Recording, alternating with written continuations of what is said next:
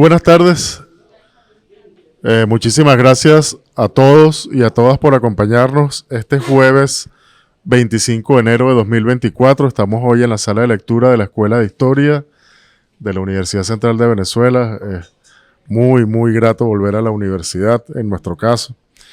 Hoy vamos a dar inicio, o en este momento vamos a dar inicio a la segunda jornada de este ciclo de conferencias a la que hemos llamado Aproximación a Lenin a 100 años de su muerte, la cual se cumplió el pasado domingo 21 de enero. Entonces, bueno, a propósito de esta circunstancia, de este hito, digamos, histórico, en el Centro de Estudios para la Democracia Socialista, junto con la Escuela de Historia de la Universidad Central de Venezuela, bueno, decidimos organizar estas actividades. Ayer tuvimos nuestra primera jornada en nuestra sede allá en la Florida del Centro de Estudios y, bueno, como ya lo comentaba, hoy tenemos el verdadero gusto de estar compartiendo con ustedes aquí en la Escuela de Historia. Nos acompañan dos grandes amigos con quienes ya hemos hecho algunas actividades. A mi izquierda, la muy querida profesora Alexandra Molino, egresada de la Escuela de Sociología de esta universidad y también licenciada en Educación por esta universidad, la Universidad Carabobo, ¿cierto? Magíster en Filosofía por la UCB, doctora por la Universidad de Salamanca, actualmente docente en la Escuela de Educación de la Universidad Central de Venezuela y presidenta del Centro Venezolano de Estudios Marxistas, Salvador de la Plaza. Y a mi derecha, el verdadero anfitrión de este día, nuestro amigo Leonardo Bracamonte, egresado de esta Escuela de Historia y actualmente, felizmente, su director. Muchísimas gracias, Leonardo. Bueno, voy de inmediato a darle la palabra a la profesora Alexandra para que se dirija a nosotros. Este es un micrófono que utilizamos para efectos de registro, no amplifica, como se habrán dado cuenta. De todas maneras, aquí no tenemos ningún problema de audio. Profesora, muchísimas gracias por acompañarnos. Buenas tardes a todos y todas. Si me permiten, me paro. Sí, claro. Muchas gracias. Reitero mi saludo cordial y respetuoso a cada uno de ustedes, especialmente al profesor Harvard, al profesor Bimer, director de la revista Debate Abierto, entre otras personalidades como el director de la Escuela de Historia. Bueno, en fin, mis saludos de verdad respetuosos y agradezco infinitamente al CEDES y a la Escuela de Historia por esta gran oportunidad. Quiero reflexionar lo siguiente. Tendré escasos 20 minutos, media hora para compartir inquietudes teórico-políticas e ideológicas con los presentes y los que nos puedan escuchar por otra vía. Tengo un artículo justamente editado en Debate Abierto, Los principios del socialismo y la guerra de 1914-1915. ¿Cómo releer este artículo, esta reflexión de Lenin 100 años después, sin desembocar en, digamos, en reflexiones historiográficas, sin hacer galas de fechas ni de acontecimientos, sino en torno a una preocupación de carácter teórico-político hoy? Lenin en este artículo nos plantea el tema de la guerra y las distintas actitudes, las distintas discusiones que se dieron durante la Segunda Internacional en torno a este punto álgido. Ya no estamos en ese momento histórico, pero esta actual forma de acumulación de capital ha agudizado de manera extrema la lucha de clases. Estas formas de acumulación de capital no requieren estados nacionales, sino mercados. Estas formas de acumulación de capital vive de la guerra, dependiendo del área hemisférica o de la división imperialista del trabajo donde nos encontramos. Entonces, ¿cuál es la actualidad del artículo de Lenin, Los principios del socialismo y la guerra de 1914 y 15? A mi juicio, en términos teórico-políticos, lo siguiente. Lenin dice: nosotros los marxistas diferimos tanto de los pacifistas como de los anarquistas en que reconocemos la necesidad de estudiar históricamente, desde un punto de vista del materialismo dialéctico de Marx, cada guerra en particular. Voy a comenzar con la siguiente tesis, número 1, como diría Luis Althusser. Rodolfo Quintero, en los años 60, al igual que Pablo Troncone, entre otros, denunciaron que en la Universidad Central de Venezuela, algunos directores del CENDES y otras facultades de esta prestigiosa universidad, vinculados con la Universidad de Wisconsin, con la Fundación Rockefeller y la Fundación Ford, entre tantos la Iglesia Católica y Fede Cámaras y el Ministerio de Educación, pactaron para una reforma curricular. Escúchese, una reforma curricular a nivel nacional, desde el subsistema, digamos, de preescolar inicial hasta el subsistema de educación universitaria. ¿Por qué planteo esto? Por lo siguiente. En ese momento histórico, cuando Rodolfo Quintero, básicamente él, junto con Federico Brito Figueroa, acabo de nombrar también a Pablo Troncone, entre otros, hicieron esa denuncia. Y en efecto, en el campo de la sociología nace la teoría del conflicto. Y la teoría del conflicto la impulsa un exdirector de la CIA junto con algunas personalidades del CENDES. ¿Y por qué la teoría del conflicto? Justamente para anular la lucha de clases, mirar el conflicto en términos instrumentales y estructurar un currículum. En mi caso, como educador, es fundamental porque el currículum es un arma o revolucionaria o contrarrevolucionaria. No es un asunto técnico como nos los quieren hacer ver los que hacen currículum en esta universidad o en otros lados. Es un asunto político e ideológico. Y en ese momento histórico, justamente a través de la teoría del conflicto, entre otras concepciones del estructural funcionalismo que llevó adelante otro agente de la CIA, como lo fue Talcott Parsons,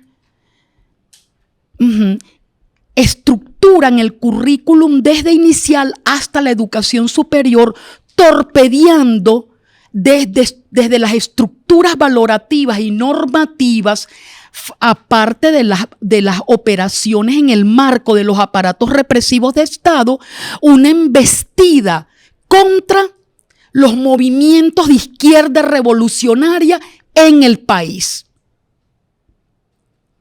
En esta universidad operaba la guerrilla urbana en combinación con cátedras que estaban vinculados al Partido Comunista, entre otros partidos, con la pretensión última de destrozar el corazón revolucionario de las bases universitarias y en paralelo con toda la lucha contra la insurgencia a fin de liberar pues la nación de las garras del imperialismo estadounidense.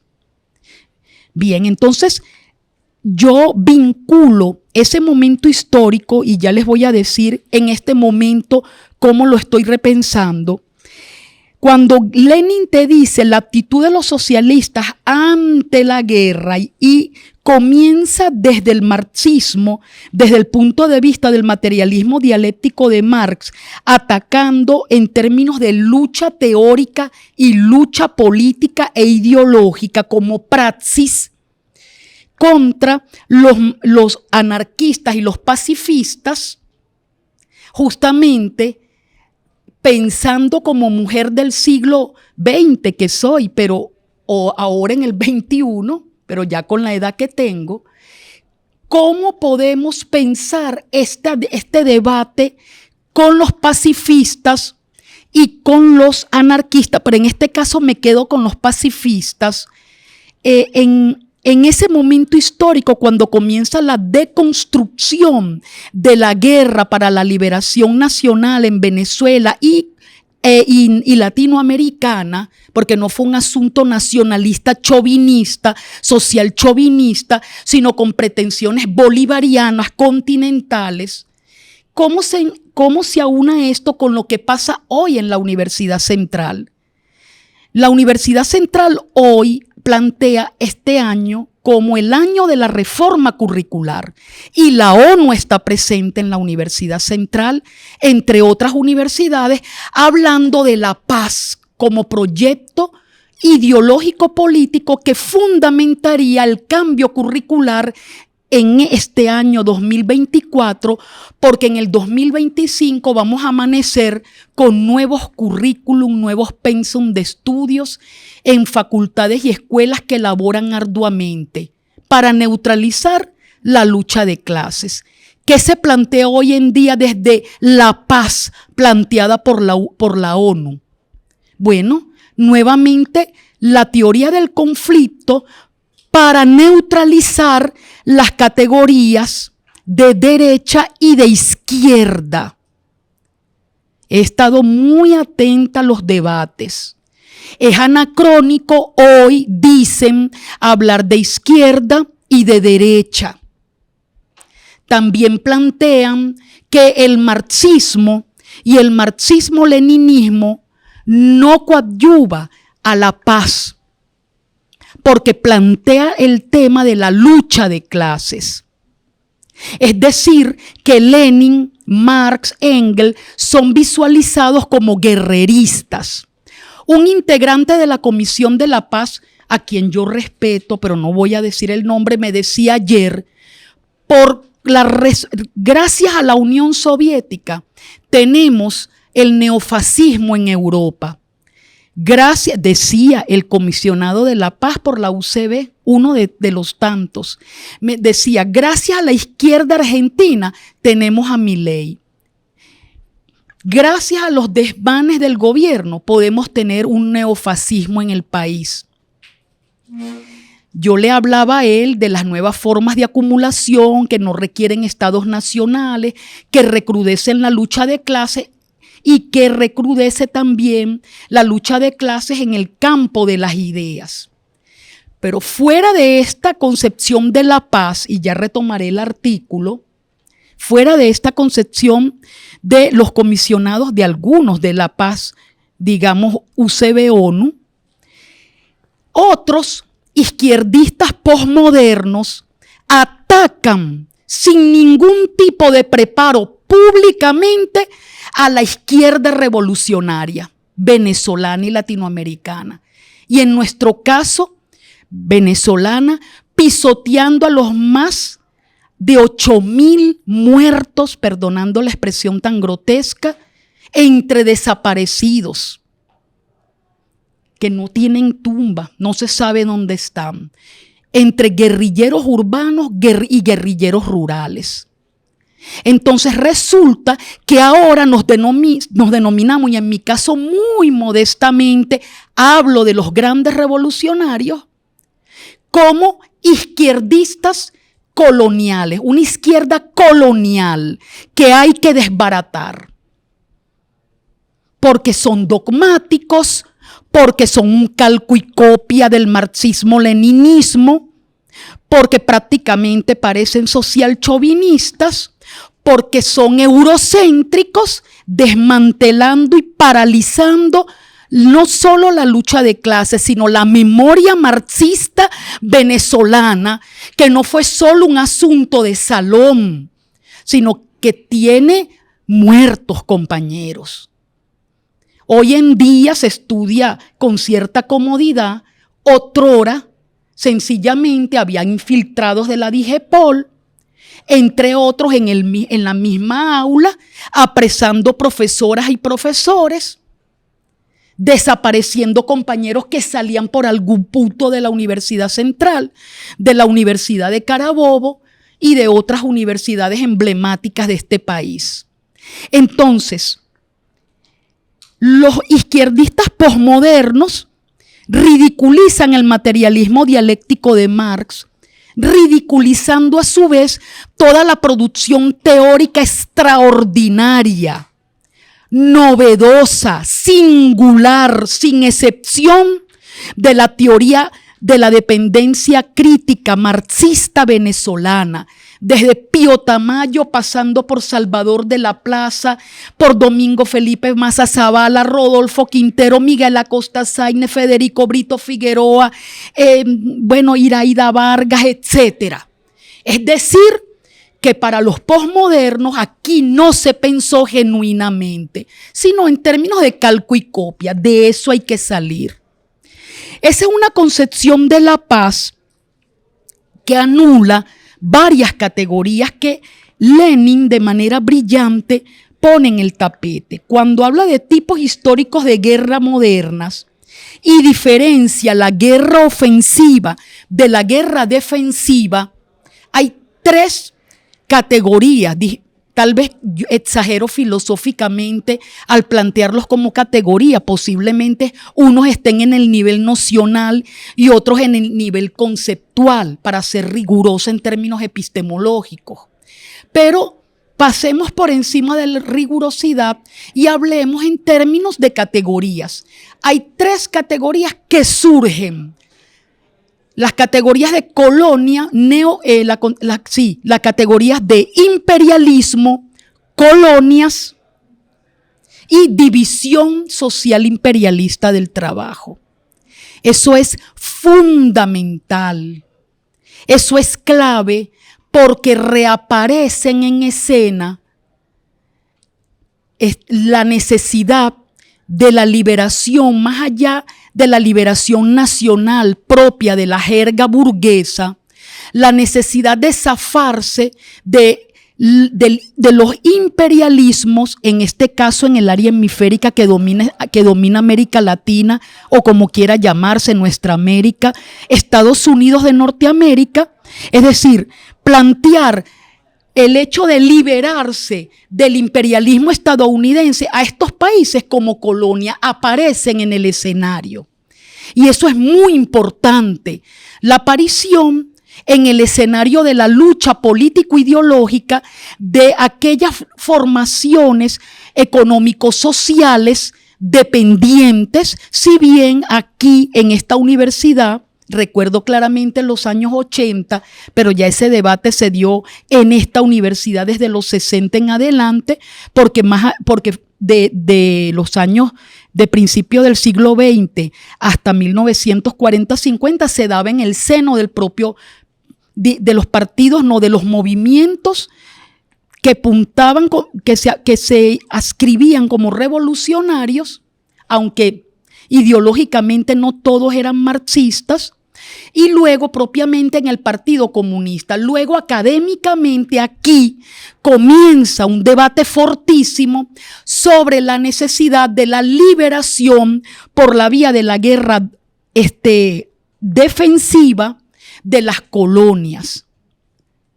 Ofensiva, defensiva, respecto de las posiciones ofensivas, defensivas del propio imperialismo, porque es dialéctico, pues, es dialéctico. Entonces, ¿cómo podríamos leer hoy en día lo que sucede en la Franja de Gaza, en esa área hemisférica? ¿Cómo podría leerse el suceso con la Guayana Esequiba en esta área hemisférica? Y hacia dónde apunta el diseño curricular, tomando en consideración el concepto de paz que nuevamente encontramos y que aparece en la palestra discursiva, no solamente en términos políticos, sino ideológicos y pedagógicos. es muy importante tomarlo en consideración. Por ejemplo, provocando, aquí estoy simplemente en una provocación para un gran debate que la izquierda posmoderna no quiere dar. Cuando hablan del machismo-leninismo, ridiculizando las categorías de imperialismo, de colonia y neocolonia. Hablan de la colonialidad del poder. Ya eso lo había planteado tranquilamente Rodolfo Quintero. Ya eso lo planteó en términos culturales Miguel Acosta Sáenz. Es que ahora nosotros no tenemos memoria de ningún orden. Aquí no se hizo nada, sino que éramos unos dogmáticos, unos miserables dogmáticos. Y me perdonan un poco lo efusivo de mi discurso, pero estamos actualizando este debate. No iba yo aquí a desembocar en un discurso de carácter historiográfico para digamos, lucirme en términos de fechas y acontecimientos. No, es una lectura política que es de emergencia en esta universidad. Entonces, aparece en el escenario el imperialismo, que no es anacrónico, porque aún hay división imperialista del trabajo, hay formas de acumulación mucho más salvajes que otrora, y las concepciones coloniales y neocoloniales se profundizan.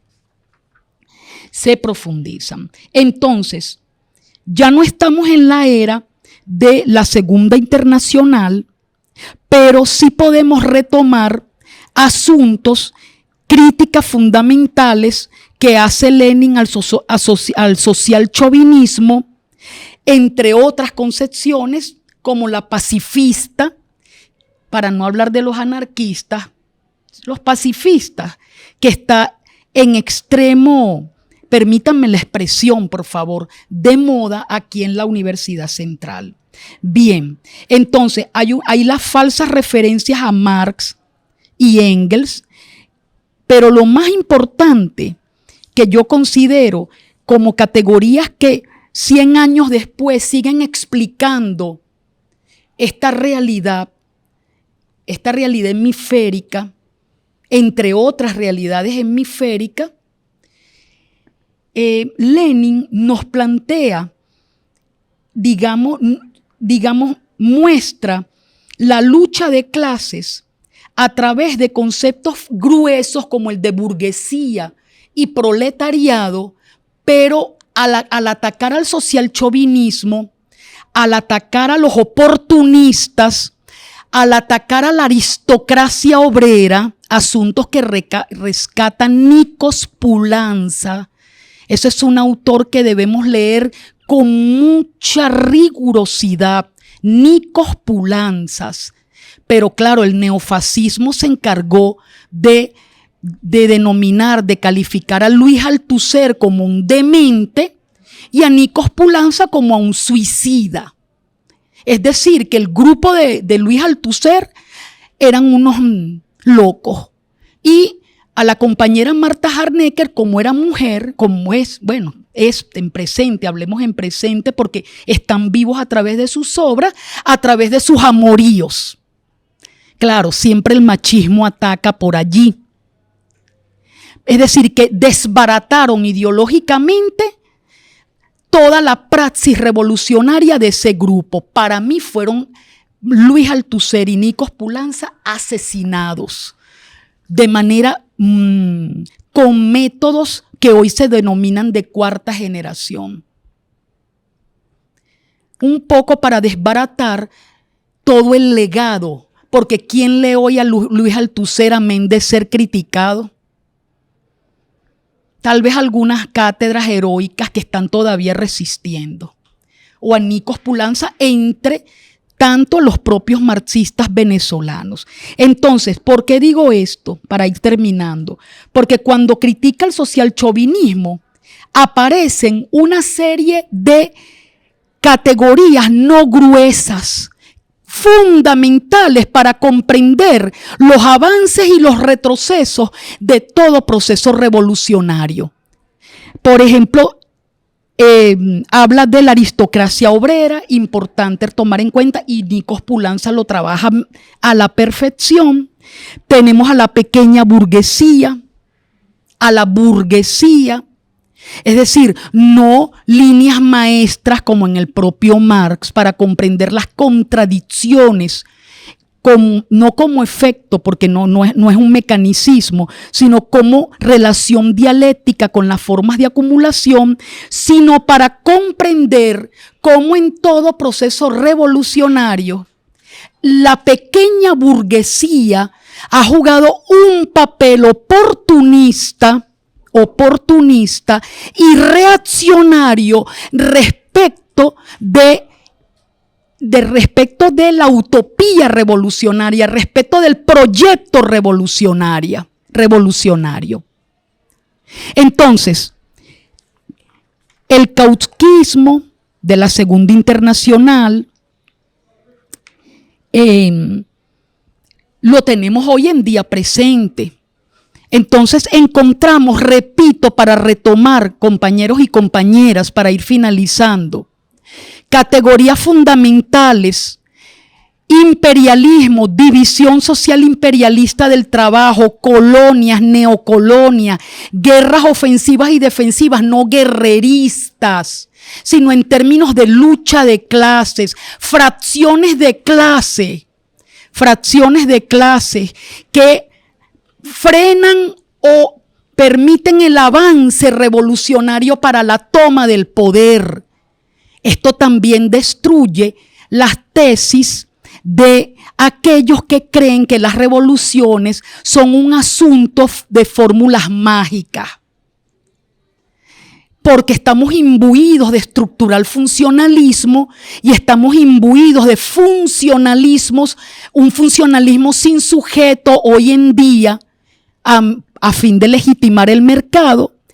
Por lo tanto, compañeros y compañeras, es anacrónico plantear el tema de la lucha de clases porque no permite avanzar hacia la paz, hacia las metas del milenio 2030. Ese es todo lo que donde yo quería llegar. Me pregunto, compañeros y compañeras, ¿hay posibilidad de alcanzar las metas del milenio sin comprender las características estructurales de la formación social latinoamericana y en este caso venezolana? Conceptos ridiculizados por la izquierda posmoderna. ¿Es posible? Porque ellos hablan de un economicismo y no es así.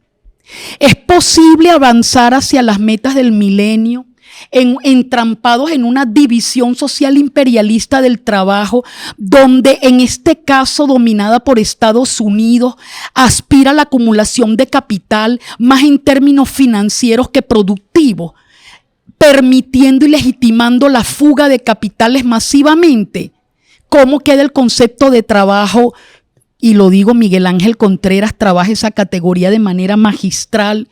¿Cómo queda el concepto de trabajo hoy en día, más allá de la visión empirista de que el gobierno es malo porque no hace inversiones o si hace inversiones, o cualquier gobierno, dependiendo por supuesto de la concepción político-ideológica y a qué clase social representa?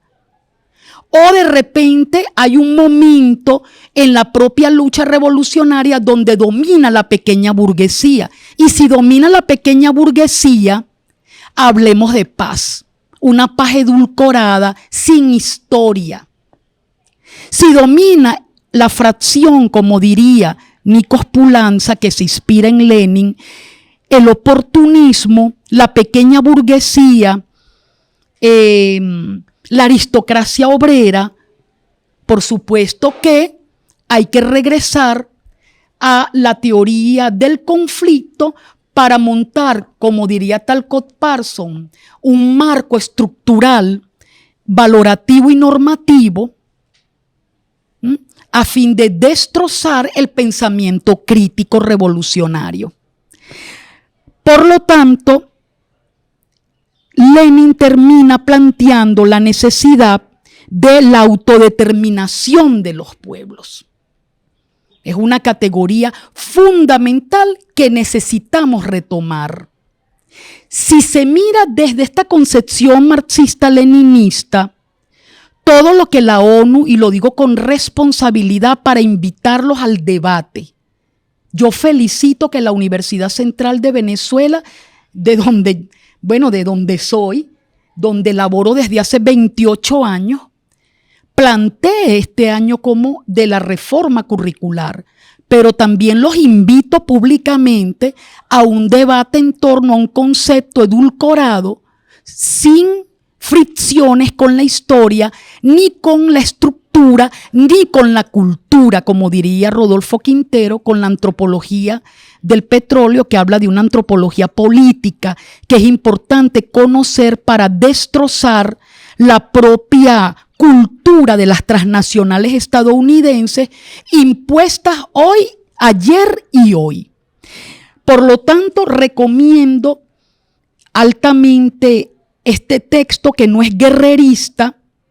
Cuando en la Segunda Internacional se debatió, y ahora sí voy cerrando seriamente, la guerra de 1914-15, las posiciones, que unos fueran social chauvinistas, otros en contra completamente, y otros para aprovechar la correlación de fuerzas a fin de desmontar el objetivo imperialista. Hoy en día debemos retomar todos estos debates porque, señores, ya no es la Fundación Ford, Rockefeller, aunque están presentes, ya no trata de lo que fue en los años 60, sino de terminar de destrozar y de desmantelar el pensamiento crítico y convertir a las cátedras y al marxismo, tanto desde la óptica de la paz como desde la izquierda posmoderna, a este sector revolucionario, como gente anacrónica de la que hay que salir definitivamente. Muchas gracias. ¡Viva Lenin!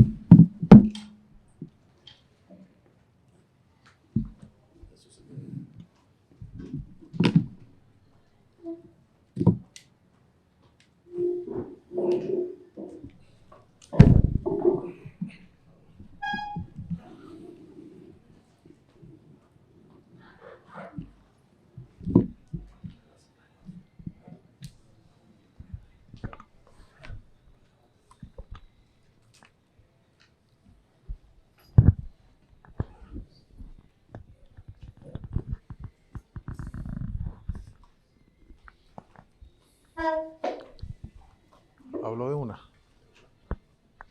Buenas tardes, bienvenidos y bienvenidas a la Escuela de Historia. Me parece que conmemorar la desaparición física de un líder tan fundamental para el siglo XX y que marcó, ¿no? Que marcó con fuego, ¿no? El siglo XX me parece importantísimo, ¿no? Sobre todo en una escuela de historia. Es una figura, por supuesto, asociada a la revolución, ¿no? Que es un político, ¿no? Que en aquel momento casi que hacer política o abrir los espacios de la participación y la democracia, como podemos decir hoy, implicaba hacer la guerra, ¿no? Era un político ateo, ¿no? Era un político ilustrado, era un político cosmopolita, ¿no?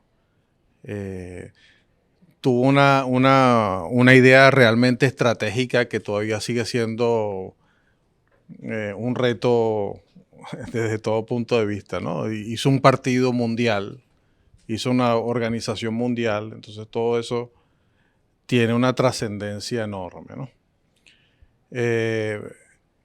Yo sí voy a hablar de algunos autores vinculados a la historiografía, profe, porque estamos en la escuela de historia, ¿no? Y voy a hablar del impacto de 1917, de la interpretación de 1917 y su asociación simbiótica con 1789. ¿No? Y básicamente eso, pues me voy a referir a algunos autores de lo que uno puede llamar historiografía liberal, historiografía conservadora, que es más o menos lo mismo, ¿no? A la luz de lo que podemos verlo hoy, ¿no? Y podemos también se puede hacer también una analogía, una historización, ¿no? de una genealogía del pensamiento reaccionario, ¿no? Para ver los límites del pensamiento reaccionario, ¿no? Entonces, en principio, 1917 tiene una idea verdaderamente potente en el siglo XX, ¿no? Seguramente a partir de 1989 comienza una especie de desfallecimiento, ¿no? De esa idea potente, en el sentido de que las interpretaciones, ¿no? Más convencionales asocian 1917 con 1989, el fin de un ciclo histórico, ¿no? O sea, el fin de la revolución, ¿no? Entonces, en aquel momento, a partir de ese momento, se hablaba del establecimiento, o se procuró, ¿no? El establecimiento de una idea de consenso, ¿no? Que sostenía que la revolución se había acabado, ¿no? Que la potencia de la revolución, la trascendencia de todo lo que significa la revolución, ¿no? Para el mundo, la trascendencia universal de este significante había ya desfallecido, porque el mundo se encaminaba a una democracia, ¿no? Y en ese momento democracia, hoy ya no, hoy ese concepto está en disputa, ¿no? La significación de ese concepto, pero la democracia estaba asociada al mercado, ¿no? Al mercado y a la idea de la libertad de expresión. Entonces, hay autores que son centrales en esta teoría, ¿no? Está Richard Pipes, está Martin Malia y está Ernest Nolte. Son historiadores que incluso han hecho esfuerzos desde la perspectiva conservadora, desde la perspectiva reaccionaria, han hecho esfuerzos en hacer una analogía entre la experiencia de 1917, la experiencia de 1789, pero sobre todo de 1793, ¿no? Con la experiencia nazi.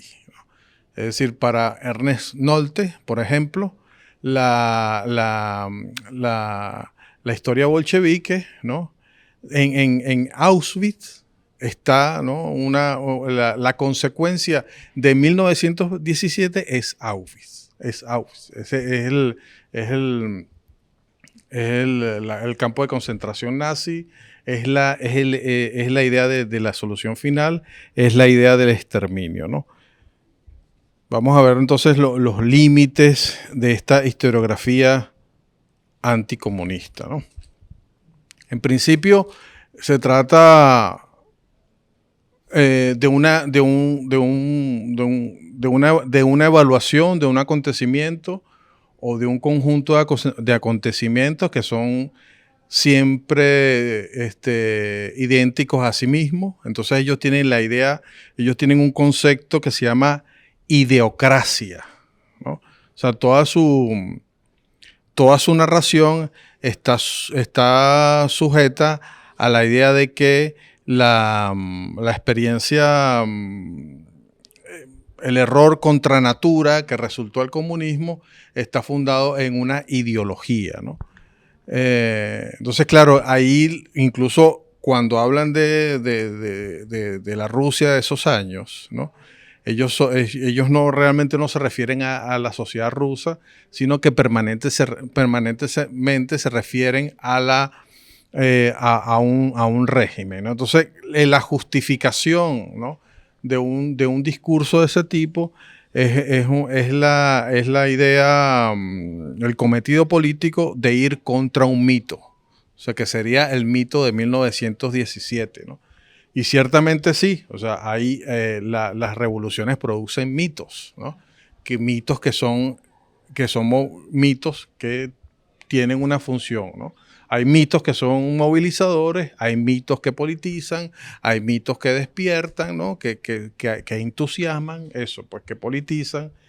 Y hay otros mitos que son mitos para callar, mitos para desmovilizar, mitos incluso para culpabilizar, ¿no?, a sectores de la población. Entonces, el fundamento justificador de la historiografía conservadora es precisamente la lucha contra un mito, ¿no? Pero entonces, claro, uno mira bien los discursos y realmente se da cuenta que hay una fabricación de otro mito, ¿no? Entonces, es interesante porque en el caso voy a nombrar a otro autor que realmente es fundamental en esta narrativa, que es François Furet, ¿no? Y su texto El pasado de una ilusión, ¿no? Fíjense que ahí en la narrativa de esta tendencia historiográfica no desaparece la historia social, ¿no? Lo que hay es conceptos, ¿no? Conceptos como ilusión, ahorita los vamos a ver, ¿no?, para no adelantarme. Entonces, claro, François Furet utiliza a Alexis de Tocqueville y a Auguste Cochin, ¿no?, como dos historiadores que analizan el impacto de 1917 a la luz de 1789. Entonces hay permanentemente un diálogo entre esas dos fechas. Y sí hay un diálogo entre esas dos fechas, ¿no? Si uno incluso lee los testimonios de los actores de 1917 y permanentemente hay una referencia a los actores de 1789. Incluso hay divisiones donde pueden ser se pueden comparar, pues son dos procesos que se pueden comparar, ¿no? Entonces, François Furet analiza esta experiencia desde la perspectiva de la larga duración. Y hay quienes sostienen que a veces la utilización de la larga duración es una perspectiva que contribuye, ¿no?, a clarificar, ¿no?, a dar cuenta de las limitaciones, por ejemplo, de un proceso, ¿no?, a dar cuenta de estructuras culturales, de estructuras económicas, de estructuras sociales, ¿no? Pero también ocultan, ¿no? O sea, la perspectiva de la larga duración pueden ocultar decisiones fundamentales, acontecimientos importantes y pueden ocultar la política, sencillamente, ¿no? La política como toma decisiones relevantes frente a situaciones límites, ¿no? Porque cuando hablamos del acontecimiento revolucionario, estamos hablando de sujetos que están tomando decisiones fundamentales que son trascendentales, ¿no?, en el contexto de una polarización, de una guerra o de momentos verdaderamente dilemáticos, ¿no?, sin duda. Entonces, en ese momento son sujetos que toman decisiones. Entonces, de parte de la perspectiva ideológica, de parte de esta historiografía, hay una ampliación manipuladora de la ideología. O sea, la ideología sí está presente, ¿no?, dentro de la estrategia, ¿no? Pero básicamente son sujetos tomando decisiones, ¿no? O sea, decisiones, uno lo puede ver en la política de hoy. O sea, los sujetos políticos toman decisiones, y de pronto la ideología no está muy presente. De pronto en este momento la comparación es pero vale la pena también dar cuenta de eso. Son políticos y también tienen una dimensión pragmática, ¿no? Y en aquel momento, en el contexto de una guerra, ¿no?, de una guerra internacional, de una amenaza internacional, como fue la experiencia rusa, a veces la presencia de la ideología se sobreestima, me parece a mí, ¿no? Repito, pues es una discusión, ¿ves? Es una discusión, pero hasta qué punto está presente un programa ideológico y hasta qué punto está presente una toma de decisiones que puede ser importante, ¿no? Claro, en Furet también hay una exageración de la ideología hasta el punto que se subestima la explicación en torno a una causalidad histórica, ¿no? O sea, más bien se entiende la historia como la secuencia de una catástrofe. O sea, 1789 hasta 1989 es la historia de una seguidilla de catástrofes. Y es interesante porque hay periodos que la historiografía liberal salva, ¿no? Que aunque es considerado como revolucionario, pero que queda como a salvo de la guerra, ¿no? En alguna medida, en 1789 es considerado por cierta historiografía liberal como una fecha relevante, ¿no? Que se prostituye a partir de la intromisión de la guerra en 1793, ¿no? Por cierto que Furet es uno de los que sostiene que con el desmantelamiento, ¿no? del socialismo real, entonces la dimensión liberal, ¿no? de la Revolución Francesa queda liberada, ¿no? ¿Qué quiero decir con esto, no? Que es una discusión retórica, no es una discusión histórica, eso no es una discusión fundada en hechos, es lo que quiero que aquí quede claro, no es una discusión fundada en la historia social, ¿no? Claro, hay una discusión interesante en torno a lo que representa el episodio de la Vendée en 1793, ¿no? Que tanto, de nuevo, ¿no? Que tanto de ideología tuvo ese episodio que supuso un incremento de la violencia, ¿no? Porque hay esta perspectiva liberal conservadora, sostiene que la Vendée, ¿no?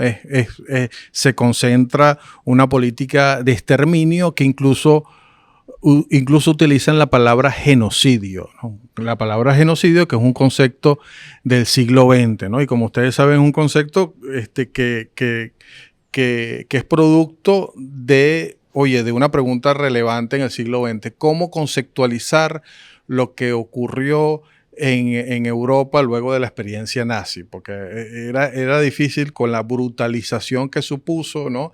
La intención de exterminar una población entera, si había conceptos para nombrar aquella barbaridad. Entonces uno de los conceptos fue precisamente genocidio. Pero genocidio, ¿no? es la política sistemática para exterminar un pueblo, ¿no? Entonces hay una intención verdaderamente manipuladora cuando sostienen que lo que ocurrió en la Vendée en 1793, que es la rebelión ciertamente de los sectores reaccionarios en Francia, de los sectores monárquicos, es genocidio, y realmente la violencia estuvo direccionada hacia los sectores monárquicos asociados con la Iglesia Católica, ¿no? Porque realmente era el ejército era una multitud de curas armados, ¿no?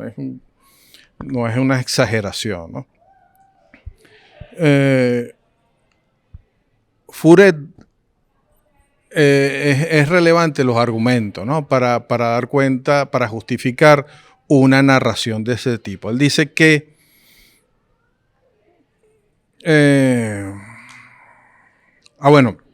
esto me estoy adelantando, ¿no? Entonces, Furet sostiene entonces una revolución una explicación donde actúan sencillamente los conceptos sin espesor social y fuera de toda circunstancia, ¿no? Lo que culmina en esa explicación en una revolución que tiene una autonomía discursiva, ¿no? Es el desarrollo de un concepto.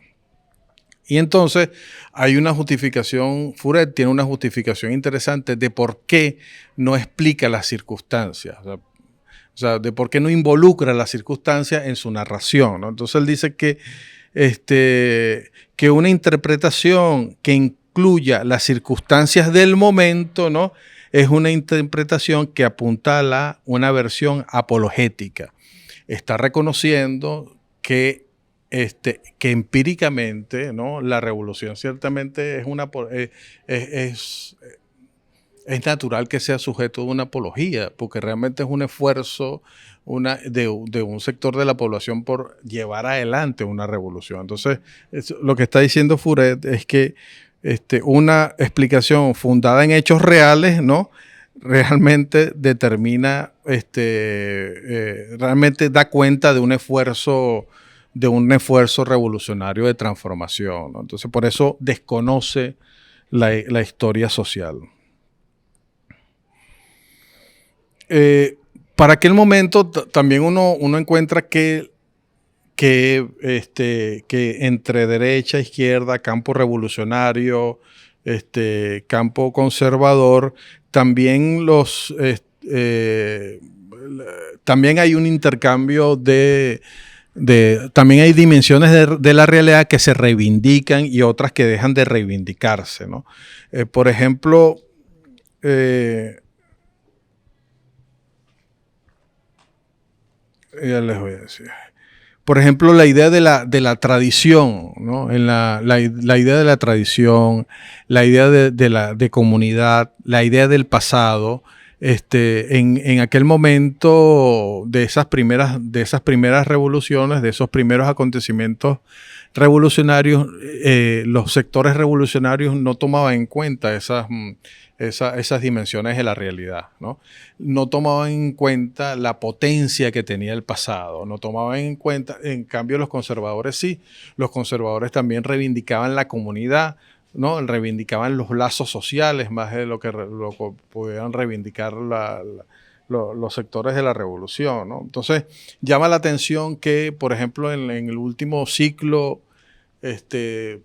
revolucionario, entre comillas, de movimientos progresistas o en términos generales, las izquierdas, ¿no?, a principios del siglo XX, reivindican el pasado, ¿no?, reivindican la localidad, y reivindican la trascendencia de esos imaginarios, ¿no? No siempre fue así, más bien la trascendencia del pasado, la centralidad del pasado, para apuntalar para llenarnos de seguridad y apuntalar y desafiar el carácter incierto del futuro, ¿no? Es ahora una reivindicación de la izquierda y no siempre fue así, ¿no?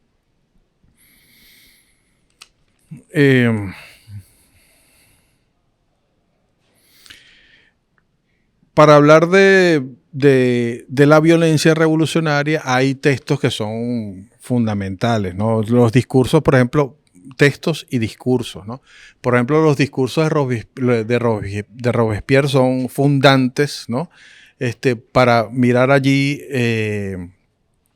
la complejidad del momento, ¿no? Para Robespierre, la violencia tenía una dimensión purificadora, ¿no? O sea, los métodos despóticos, ¿no?, para combatir la reacción implicaban, para vencer la fuerza la magnitud de la fuerza de la reacción, había que aplicar métodos despóticos, ¿no? Entonces él dice, métodos de ese tipo, métodos violentos, con la idea, pues con la trascendencia de reivindicar la emancipación social, ¿no? Entonces, por supuesto que a la luz del tiempo transcurrido, uno no hace uno no debería hacer esa separación tan absoluta entre medios y fines, ¿no? Finalmente, los medios terminan contaminando el fin, ¿no? A la luz de de la experiencia que hemos visto, ¿no? A veces la utilización de la violencia probablemente pueda afectar un poco la revolución, ¿no? Llama la atención, también hay autores que son relevantes que fueron en su momento relevantes para discutir con con esas tendencias historiográficas. Por ejemplo, Albert Soboul, ¿no? Un francés que tuvo, no sé si está vivo, un francés que tuvo una producción importante, ¿no? Tiene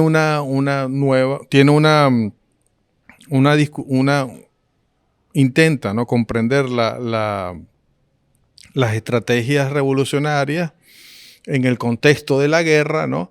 Como estrategias que son, digamos, comprensibles en un contexto, ¿no? O sea, por ejemplo, la aplicación de la violencia por parte de los sectores populares en París se corresponde con todo un contexto específico, ¿no? Entonces, hay un autor de los conservadores que sobresalta, que se destaca, ¿no? en esta explicación, que es Edmund Burke, ¿no? Que es un autor que creo que en sociología ustedes lo ven, ¿no? Me parece. Que es como yo diría, ¿no? Que es uno de los fundadores del pensamiento conservador, ¿no? Que realmente tiene un texto reflexiones sobre la Revolución Francesa, donde él se propone punto por punto discutir con el programa, discutir las ideas fuerzas del programa de la Revolución Francesa, ¿no? Me parece que es importante que quien esté interesado lo revise, ¿no? Entonces, hay como ideas frecuentes en este discurso de la historiografía reaccionaria, ¿no? Ideas frecuentes que son frecuentes pero que no explican nada, ¿no? O sea, por ejemplo, son categorías esencialistas, ¿no? O sea, por ejemplo, hablan de psicosis, pasión, ideología, violencia, fanatismo, virus, ilusión, ¿no? Son efectos retóricos, ¿no? Lo que se demanda es una explicación desde la perspectiva de la historia social, ¿no?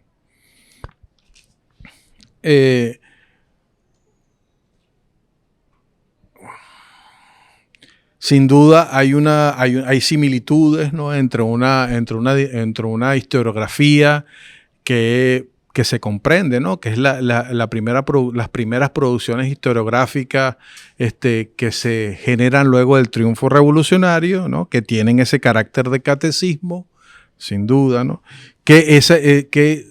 Son análogas a esta historiografía liberal militante. ¿Cómo está, profesor?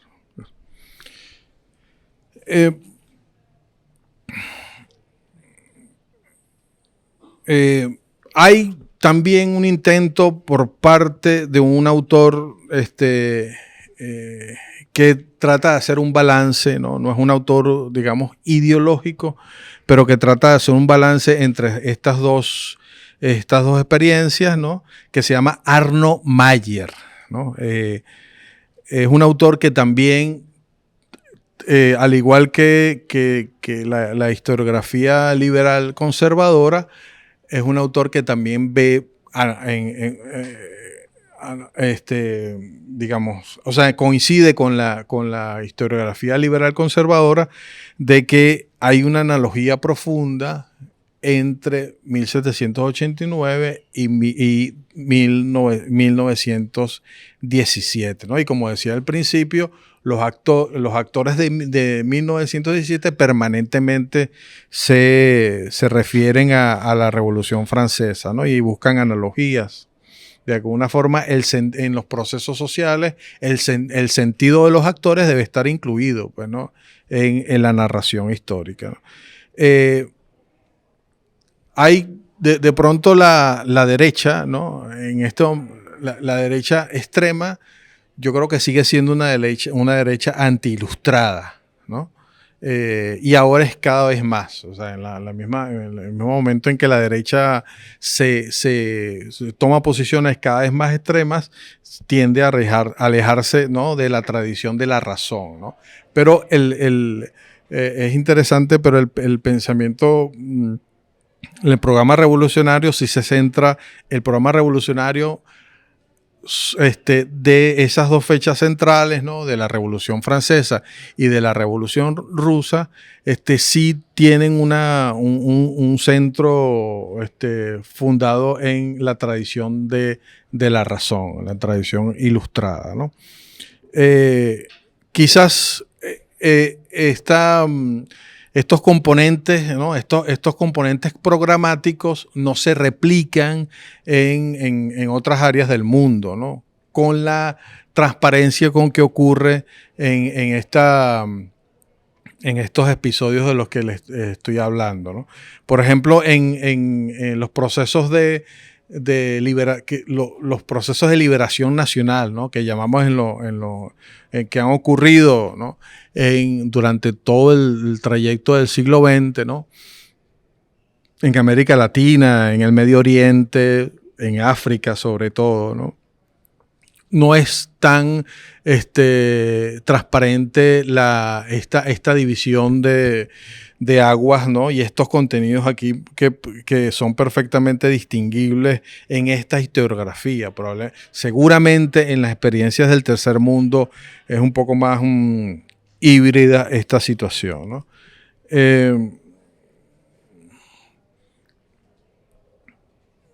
Importante también hablar del carácter de la contrarrevolución, ¿no?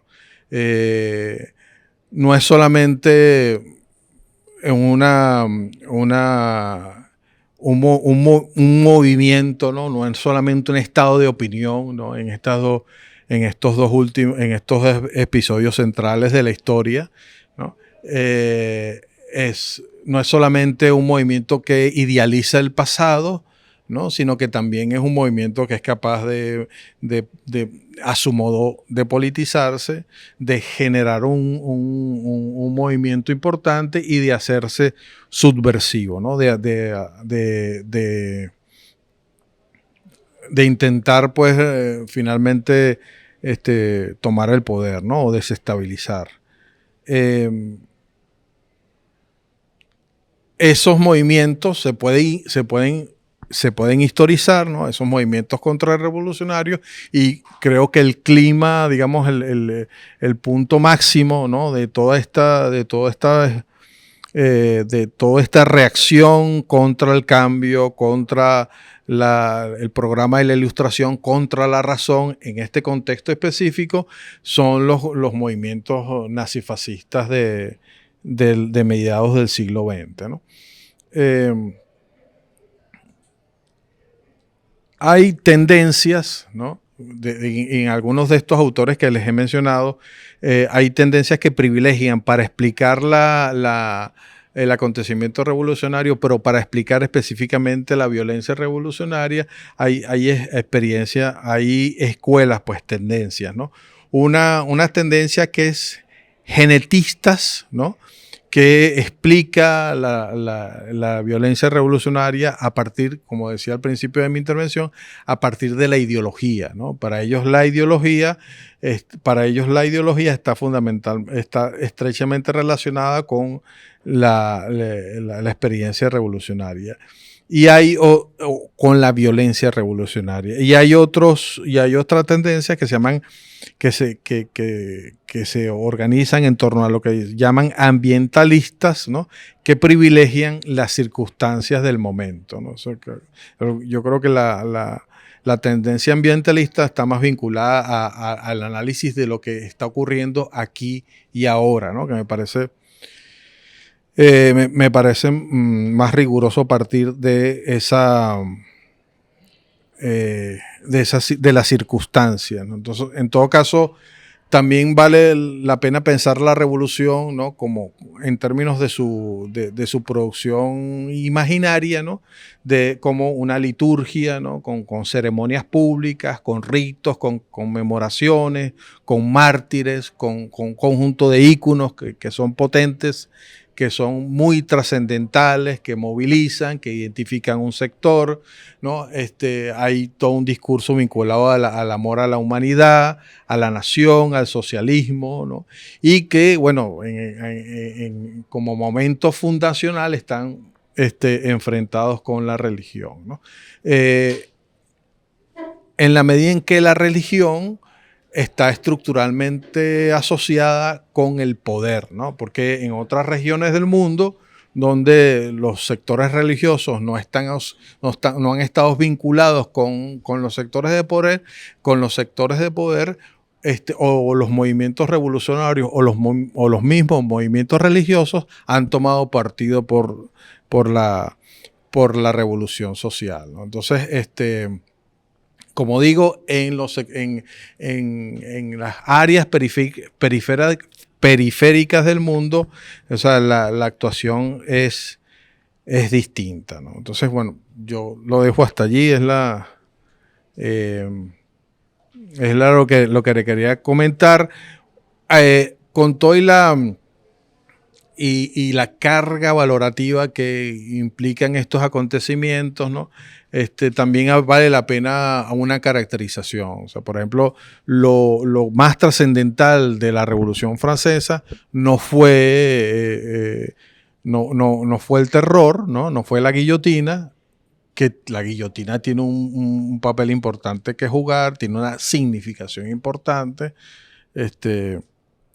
pero realmente lo trascendental fue la exteriorización del mensaje de la Revolución Francesa hacia el resto del mundo, ¿no? Igualmente, sin duda, ¿no? En el caso de 1917, ¿no? En el caso de los bolcheviques, hay incluso toda una intención de plantear un alcance universal del programa de la revolución rusa, ¿no? Entonces, esto era unas cosas que les quería plantear.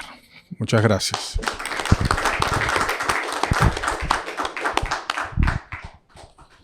Bien, permíteme. Bueno, muchísimas gracias, profe Leonardo Bracamonte, profesora Alexandra Molino, muchísimas gracias. Vamos a dejar entonces abierto el derecho de palabra. Cualquiera que quiera hacer alguna pregunta, algún comentario, algún señalamiento. Sí les vamos a pedir, por favor, un pelín de paciencia, porque vieron que estamos dejando registro audiovisual de la conferencia. Entonces, pidieron la palabra por allá.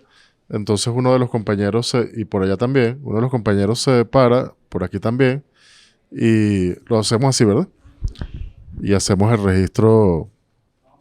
Los egresados de la Escuela de Historia en este momento. Mi pregunta es una pregunta un poco provocativa con el respeto de la profesora Alexandra.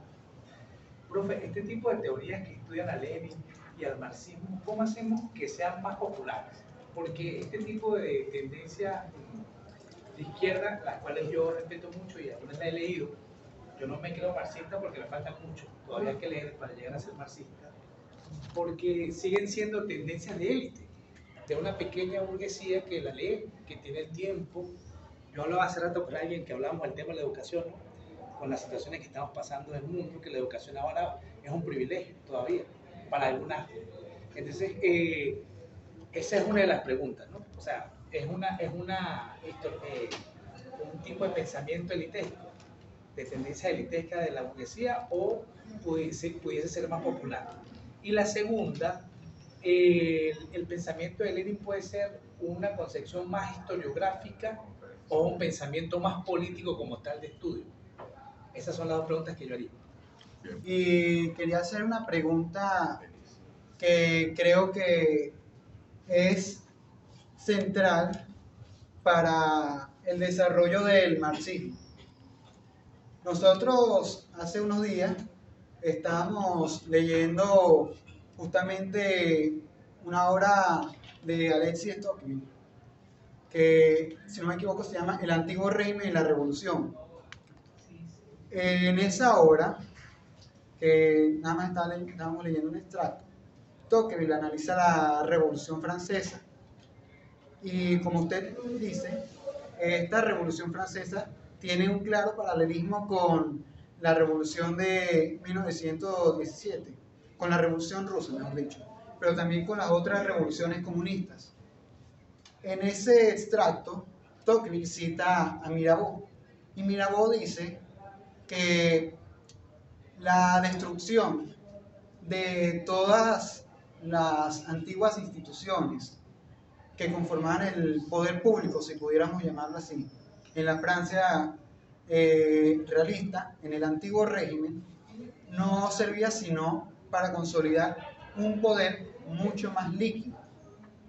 Si uno analiza lo que es la ideología comunista, lo que subyace, lo que es el trasfondo, es la lucha contra el poder, porque es el poder lo que genera la desigualdad. Y esta desigualdad lo que genera este sufrimiento y este atraso para las clases en ese momento proletarias, en este momento que pertenecería incluso a la periferia mundial. Entonces, mi pregunta, tanto para el profesor Acamonte como para la profesora que me perdona, no me recuerdo su nombre. Mulilo. Ok, Mulido, muchas gracias. Mi pregunta para ellos dos es, ¿cómo puede el comunismo luchar contra el poder y desmontarlo si hace uso justamente de estrategias para obtener el poder? Muchas gracias.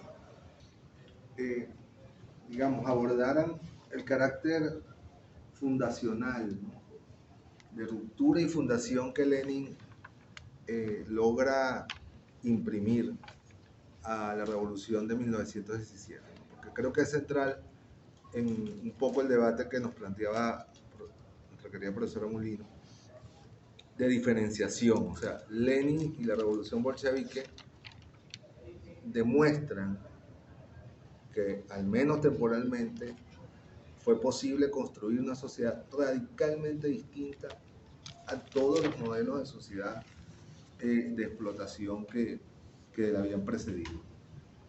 Y especialmente distinto a lo que imperaba en la Europa de esos días. El domingo yo escuchaba la televisora alemana y decía Lenin, responsable de régimen, una revolución que dio paso a un régimen autoritario de millones de muertos. Y yo decía, ¿qué había en Alemania en ese momento? ¿Cuál era el régimen de...? O sea, toda Europa estaba bajo monarquías prácticamente absolutistas y cansadas de masacrar y masacrar y masacrar, ¿no? Y bueno, y la propia, el régimen zarista. Entonces, Lenin logra irrumpir y construir, primero, derribar todo el régimen clerical ruso, ¿no? Eso es una hazaña, ¿no? Es decir, una hazaña atreverse a desmontar toda la estructura de poder que significaba la Iglesia Ortodoxa rusa. Luego, en el ámbito de la tenencia de la tierra, proceso de colectivización de la tierra acelerado y masivo. En el ámbito militar, digamos, la construcción de lo que hoy se llamaría en Venezuela Unión Cívico-Militar, mediante la introducción de los comisarios políticos dentro del ejército que previamente existía, ¿no?, dándole una transformación revolucionaria. En la cultura, es poco lo que se conoce, lo que se hizo en cine, en teatro, en poesía, en los 2 primeros años de la revolución, en medio de una guerra civil, que eso es otro capítulo que casi todo el mundo obvia. La Revolución Rosa inmediatamente es seguida de una terrible y cruenta guerra civil.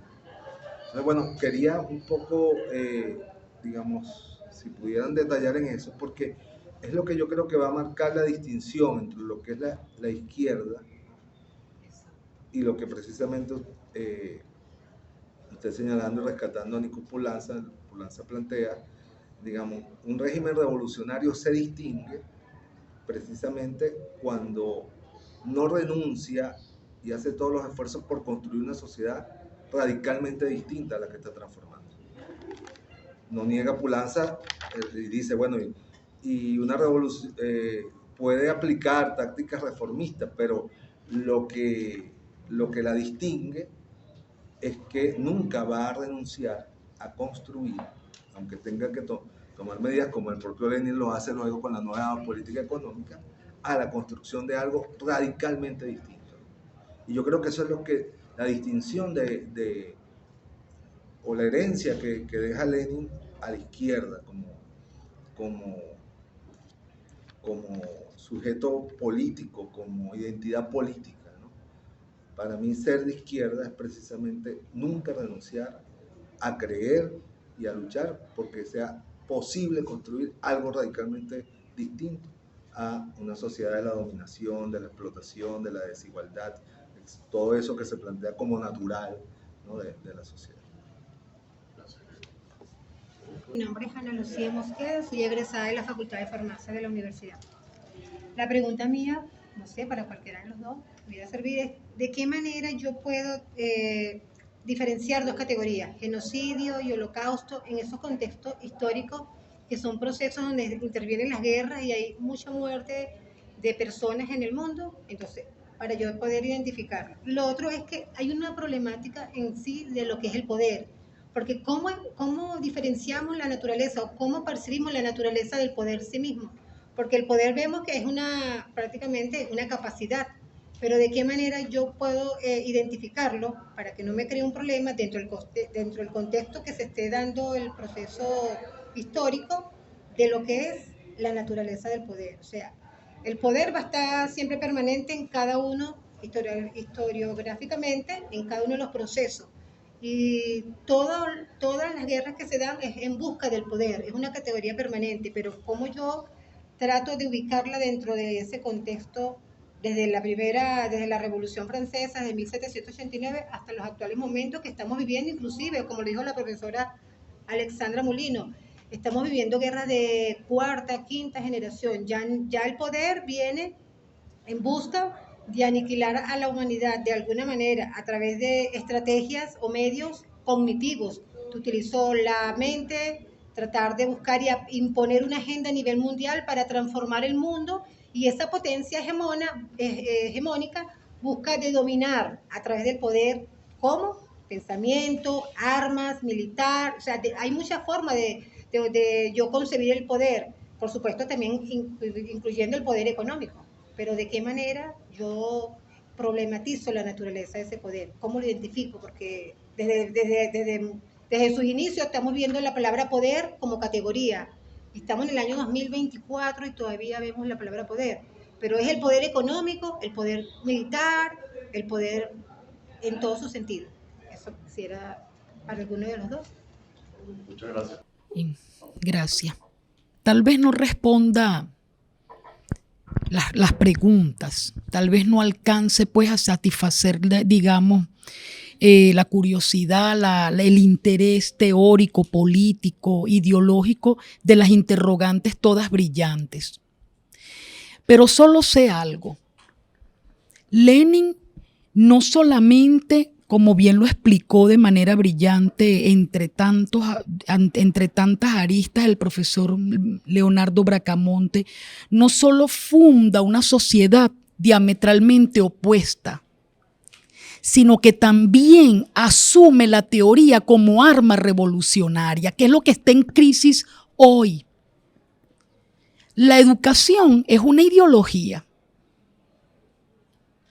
entre otras concepciones que se le puedan atribuir a la misma, como práctica, ¿no? Siempre como práctica. Pero en última instancia, hoy en día, hoy por hoy, que es mi preocupación fundamental, sobre la base de estas herencias y sus diferentes mitos y sus diferentes reconstrucciones, son dos aspectos, a mi juicio. Rescatar el valor de la teoría hoy desnaturalizada. Y dos, que ya lo he dicho en otras ocasiones, el terreno de la ciencia y no del cientificismo, que es mi prédica permanente. Siempre de alguna manera hago referencia a ello.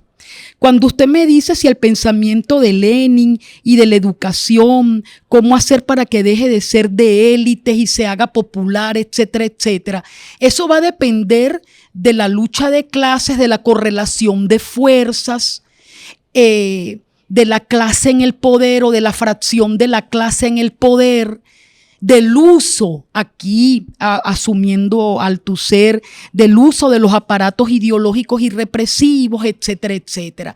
Pero yo lo único que sé, compañero, es lo siguiente. Hoy por hoy, en el año 2024, los estudiantes no creen en la teoría.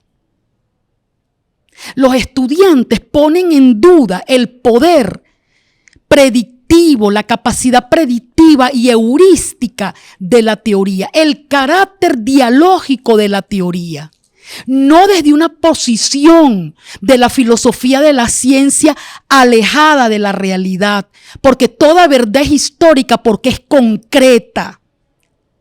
Y toda verdad es concreta porque está en la historia. Y la historia es la historia de la lucha de clases, aunque parezca un anacronismo. Y me pueden sacar de la escuela si quieren. Pero sigue siendo así. Entonces, ¿qué ha hecho la posmodernidad? Convertir a la teoría en un asunto de moda, en un asunto de puntos de vista, en un asunto de opiniones, en un asunto psicologista, en un asunto subjetivo, es decir, el reino de la doxa. Sí, yo reivindico la episteme, pero no una episteme dogmática. Aquí en Lenin no hay dogmatismo, hay ciencia. Y no es un debate de salón, es un debate en la lucha revolucionaria, que avanza y retrocede. Y aquí en este modesto artículo, bueno, lo modesto es mi lectura, no el artículo. El artículo es extraordinario, pero reivindica el compañero Lenin el materialismo dialéctico. Seamos dogmáticos, pues en este caso permítanme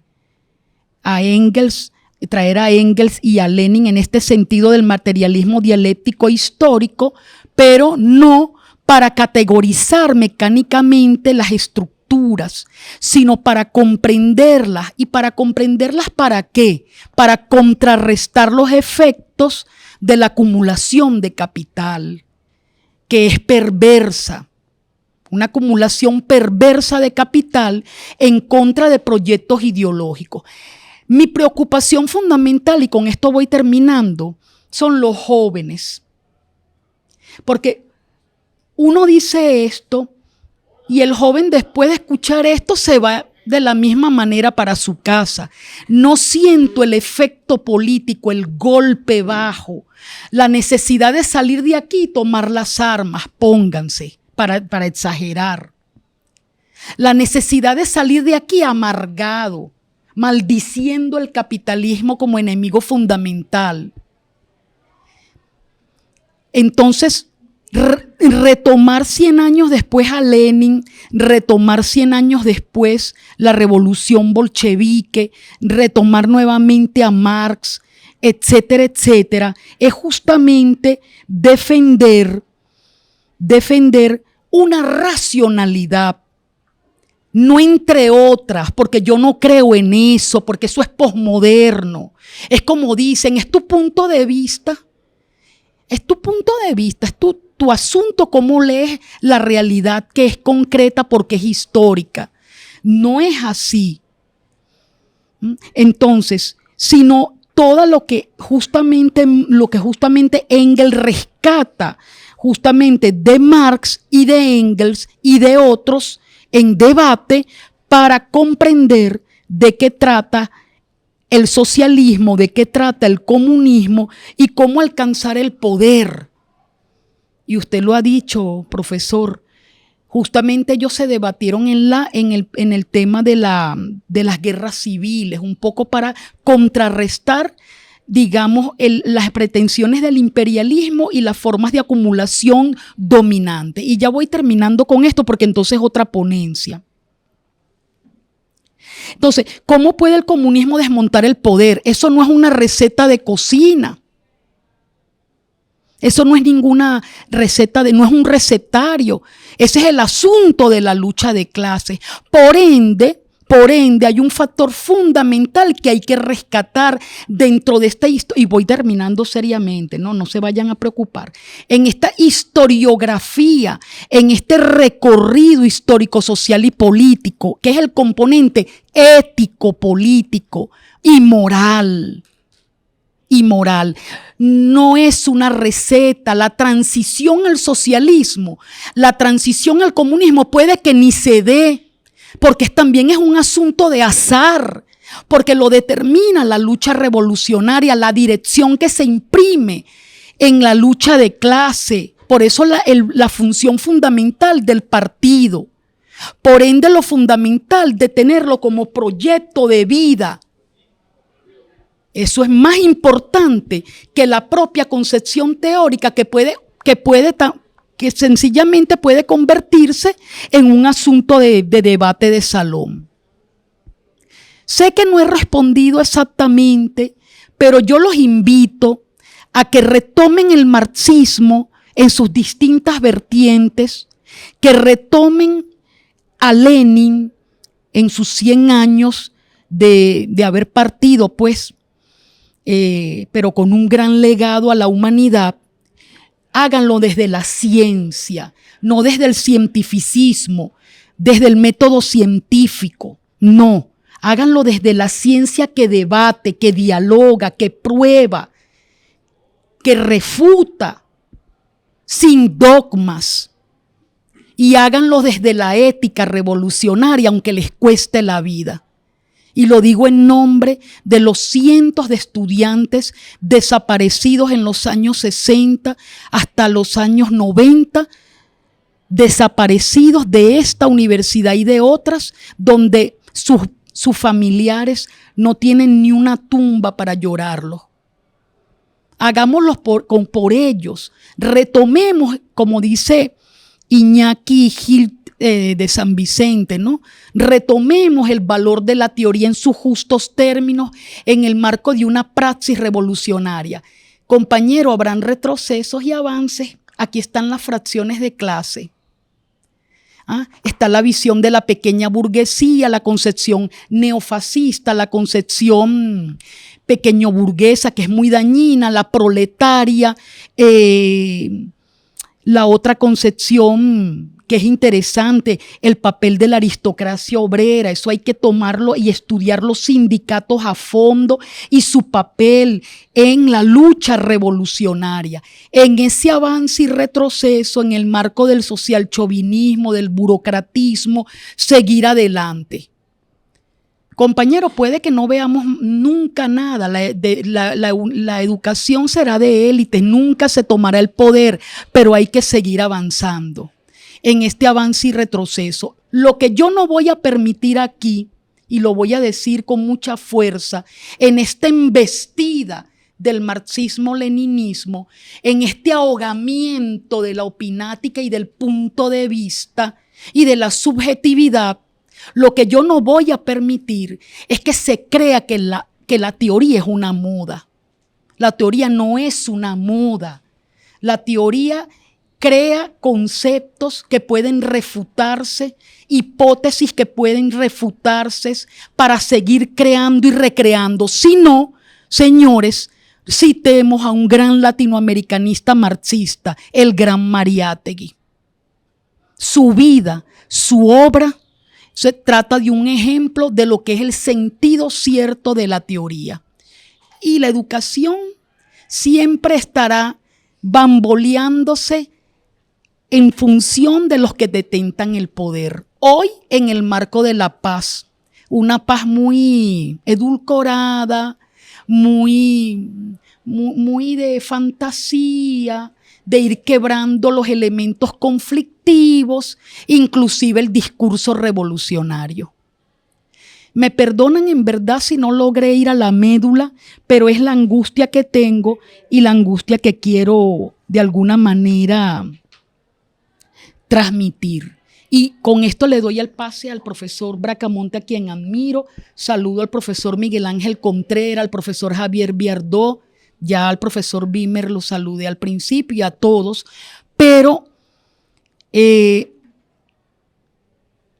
ayer sostuve conversaciones muy serias con algunos comisionados de la paz, UCB, ONU, y estoy hondamente preocupada. Entonces ya el estudiante, tú dices lucha de clase y se va del salón. Toma del poder y se va. ¿De cuál poder, chica? ¿Cómo hago para tomar ese poder? Bueno, entonces me gustaría hacer una reconstrucción teórico-conceptual, histórica y ontológica de la propia guerrilla colombiana en esta segunda Marquetalia, ¿no? Creo que lo estoy pronunciando bien.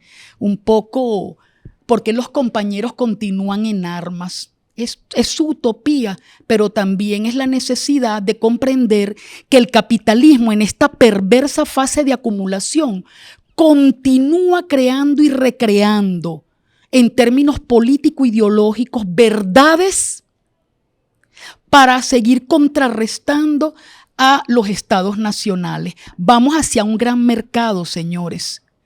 Entonces la educación, ¿cómo termina? ¿Qué es eso? ¿Un aparato? ¿Qué es eso? Si el Estado es una entelequia. Bueno, eso es lo que puedo decir modestamente. Y disculpen, por favor, si me he extendido. Bueno, la primera pregunta, ¿no? Era la de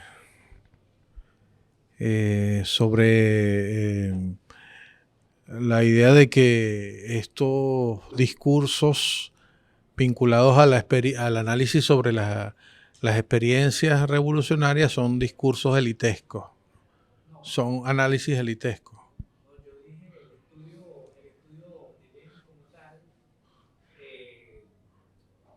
En sí es cómo hacemos para que, lo que yo quiero generar es cómo hacemos para que ese estudio llegue a todos. Claro, eso sí. Claro, en consecuencia son como, se reproducen en un grupo, ¿no? Lo que dices es paradójico, ¿no? Porque Venezuela asistió a un proceso de movilización política, ¿no? Y tuvo hasta hace unos años un gobierno que tenía reivindicaciones, ¿no? Y que tenía un programa que apuntaba hacia allá, ¿no?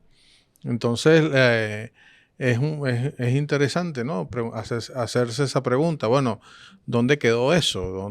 ¿Cuál fue su trascendencia en las mentes, ¿no? En los pensamientos de las personas, ¿no? No tengo la respuesta, por supuesto, pero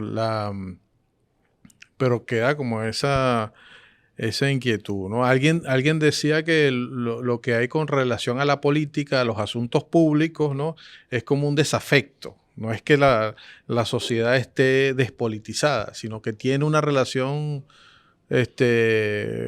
como de duelo con los debates públicos, ¿no? Para llamarlo como un término bastante general. Tiene un duelo con relación a los asuntos nacionales, o sea, lo que aspiraba con relación a lo que iba, a lo que podía haber ocurrido o lo que en algún momento parecía que estaba ocurriendo, dejó de pasar. Entonces, hay una relación de melancolía también con relación a esos asuntos, ¿no? Entonces, la sociedad todavía está, hay grandes sectores sociales que es difícil explicarse, que de pronto les resulta complicado explicarse qué fue lo que ocurrió. No sé, de pronto estos encuentros también sirven para eso, ¿no? Para contribuir a tener una explicación sobre el carácter fundacional y de si efectivamente en la Unión Soviética, pues en la Unión Soviética se logró una vida distinta. Y yo creo que sí hubo niveles de bienestar, ¿no? Hay un autor que sostiene que precisamente el hecho de que en algunos regímenes haya en algún momento, después de la Segunda Guerra Mundial sobre todo, ¿no?, se haya logrado cierta estabilidad en torno al futuro de las personas, es decir, tenían un sistema de seguridad, tenían un sistema social, había la posibilidad de estudiar. Eso parecía ser socialismo con rostro humano, ¿no? Puede decir, bueno. Pero de pronto lo que quiero decir es que esos logros no fueron inmediatamente después, ¿no? O sea, la experiencia soviética tuvo que enfrentarse, más o menos lo dijiste tú, ¿no, Alía? Bueno, a desafíos permanentes que tuvieron una prolongación enorme. O sea, la constitución finalmente del orden social soviético habría que plantearse lo que fue luego de 1945, pues, cuando se logró cierta estabilidad, pero desde el 1917 y en esos años, en el marco además de la Gran Guerra, luego de las amenazas internacionales, ¿no?, de la articulación de las monarquías y de las potencias occidentales contra Rusia, luego del fin del primer proyecto, ¿no?, porque el proyecto realmente bolchevique era un proyecto universal, era la expansión de la revolución social, ¿no? Y eso realmente no ocurrió. Más bien, de alguna forma, hay autores que sostienen que Lenin planteaba una externalización de la revolución y Stalin representa básicamente el socialismo, el socialismo en un solo país, es decir, oye, la frustración de esos primeros objetivos universales, ¿no? Por ponerle un... Entonces, bueno, lo que quiero decir es que para que la Unión Soviética haya logrado lo que logró luego de la Segunda Guerra Mundial, ocurrieron muchísimas cosas, ¿no? Seguramente ocurrió dentro del segmento gobernante de Rusia, ocurrió el aprendizaje complejo y difícil de aprender a gobernar. Yo creo que eso aprender a gobernar, ¿no?, en medio de una catástrofe tras otra, debió haber sido muy difícil o complicado, ¿no? Si realmente es complicado, en términos, es complicado en aquel momento. Sobre los conceptos de genocidio, holocausto, me refería en la intervención de que, bueno, uno de los retos de lo que planteó, ¿no?, el exterminio nazi era, oye, la búsqueda de conceptos para nombrar exactamente, para que unos conceptos aprehendan lo que realmente había ocurrido, porque no se tenía una experiencia previa a una idea de masacre sistemática contra sectores de la población, contra grandes sectores de la población.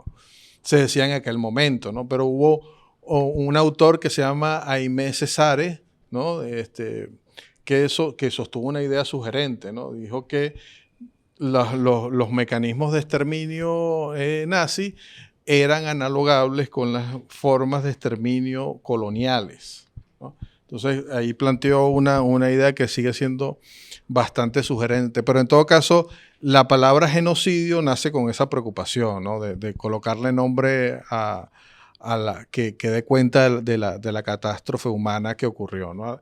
La palabra holocausto entiendo que es la aplicación del genocidio a los judíos. El holocausto, aunque el holocausto es una palabra que nombra específicamente el exterminio judío, ¿no? Y en hebreo es Shoah, ¿no? Es lo que entiendo de esa discusión en torno a las palabras, ¿no? Sobre la pregunta del poder en todo su sentido, ¿no? Creo que eras tú la que planteaba el problema del poder, ¿no? Y creo que, bueno, con el avance de los análisis sobre las sociedades, sobre las experiencias sociales, yo creo que en los programas revolucionarios concentraban su lectura sobre el poder estatal. De alguna manera había un sobredimensionamiento del poder estatal como el único lugar donde estaba efectivamente el poder, ¿no? Entonces, ahí, afortunadamente, hay todo un acumulado de debates sobre qué es el poder, ¿no? Entonces, recuerdo que hay perspectivas que sostienen que el poder es una peculiaridad de toda relación humana, donde se expresa la posibilidad del poder. El poder no está en un solo lugar, sino que es una variable también. En algún momento es una variable que los sujetos acumulan o en los términos en que diría Bourdieu, ¿no? Uno puede plantearse una estrategia que suponga la inversión, ¿no? Y la acumulación de poder en una lógica económica, pero en todo caso ha habido debates en torno a que el poder no solamente es el poder estatal, aunque sigue teniendo una centralidad importante, ¿no? Pero es un exactamente, sí. Puedes dominar a una población, a una sociedad, a una comunidad cuando llegas al poder a través del conocimiento. Entonces, como decía la palabra, la profesora, a veces las ciencias sociales esconden un poder. Como usted dice también, bueno, ¿de qué manera? Por eso lo puse en todo su contexto, porque no solamente en lo económico, lo veíamos militarmente con constantes de guerra, pero ahorita tenemos guerras de nueva generación, guerras híbridas, guerras multiformes, guerras no convencionales que utilizan el poder y manejan la mente, la psique de toda una población, de todo un país, para dominar. Yo te domino a través del pensamiento, de la forma de controlarte para el mundo. De acuerdo. Bueno, muchas gracias, Leonardo.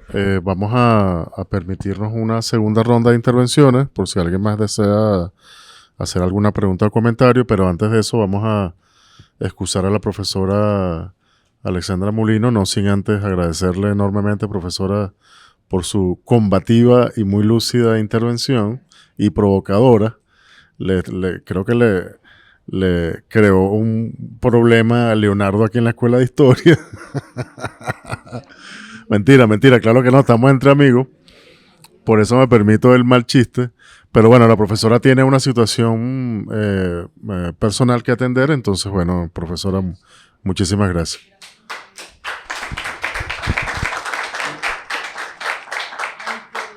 Tengo apremio pues de retirarme.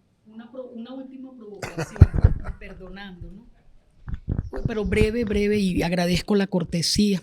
Gracias. Brevemente, estudiantes, pensemos desde las concepciones teóricas y la propia praxis revolucionaria qué pasó en la Unión Soviética. No desde concepciones fantasiosas. Nos engañaron, trató pues de un burocratismo, de Estado asfixiante, etcétera, etcétera. No. Retomemos conceptos medulares probados en la historia, otros que no, sencillamente, como dirían los filósofos de la ciencia, digamos que explican después que pasan los hechos, por lo tanto están allí en resguardo para ser revisados desde una concepción lógica, epistemológica, teórica, etcétera, para conocer si pueden retomar el rumbo de la explicación antes de que el hecho suceda, que eso es medular en la ciencia, no en el cientificismo. ¿Qué pasó con el desarrollo de las fuerzas productivas allí? ¿Qué pasó con el avance y el retroceso en el marco de la lucha de clases? ¿Quiénes tomaron el poder? El proletariado, una burocracia asfixiante. ¿Qué sucedió allí? Recuerden, toda verdad es concreta porque es histórica y no podemos vivir desde el marco del narcisismo, del egocentrismo, de las posiciones infantiles.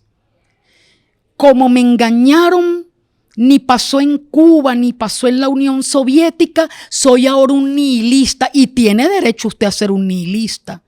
O voy a hablar del suicidio colectivo. O me meto a neofascista porque me han engañado, compañeros.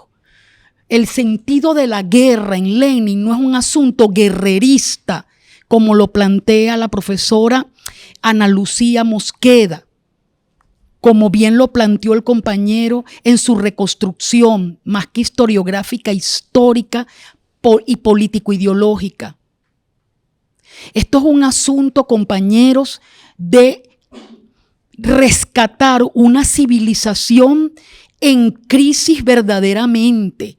Y como yo soy una persona modesta y de a pie, cierro con esto. No voy a hablar de grandes utopías, voy a hablar de una realidad. Hoy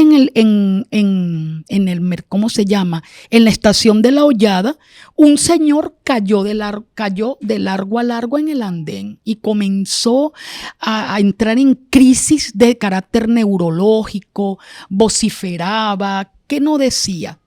Yo le dije a un señor del metro, mira, hay que hacer algo con este señor. Bueno, si no lo hacen los policías, menos lo voy a hacer yo. Llegan 2 empleadas del metro, a este señor hay que sacarlo, es un peligro. Lo sacan y lo lanzan sobre un cartón ya fuera del metro. Y el señor se seguía retorciendo, gritando, no, ese es un borracho, me perdonan la expresión porque se está grabando. Señores, hay una crisis civilizatoria. Hay una profunda crisis civilizatoria. El otro no me importa. Si no capitaliza, no me importa. Si no me da placer, no me importa. Hablar del otro en términos revolucionarios me fastidia, porque hay una comodidad pequeño burguesa. Entonces, en esos términos, sin declinar la utopía revolucionaria, que es una praxis, Núñez Tenorio, que hay que retomar su lectura, es importante continuar adelante, así dejemos la vida en esta praxis, así no lleguemos a nada. Pero no puede ser que prevalezca el hedonismo sobre un proyecto que no trata de un proyecto más. Aquí hay ciencias, compañeros, y les voy a decir algo más para provocarlos. Esto es ciencia, camaradas. Esto no es un asunto de dogmas. Muchas gracias y me retiro. Gracias por la paciencia.